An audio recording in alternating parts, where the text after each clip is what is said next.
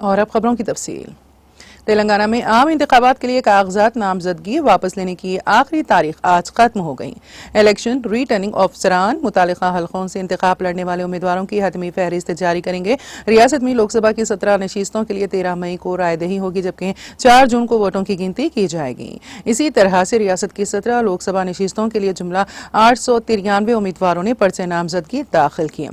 पर्चे नामजदगियों की जांच के जुमला 625 उम्मीदवार इंतखाबी मैदान में हैं, जिनके मिन जुमला आदिलाबाद से 13, पेदापल्ली से 49, करीमनगर से 33, निजामाबाद से 32, जहीराबाद से 26, मेदक से 53, मलकाजगिरी से 37, सिकंदराबाद से 46, हैदराबाद से 38, चेवड़ला से 46, महबूब नगर से 35, नागर कर्नूल से 21, नलगुंडा से 31, भुवनगिरी से 51, वरंगल से 48, महबूब आबाद से 25 और खम्मम से 41 उम्मीदवार इंतखाबी मैदान में हैं।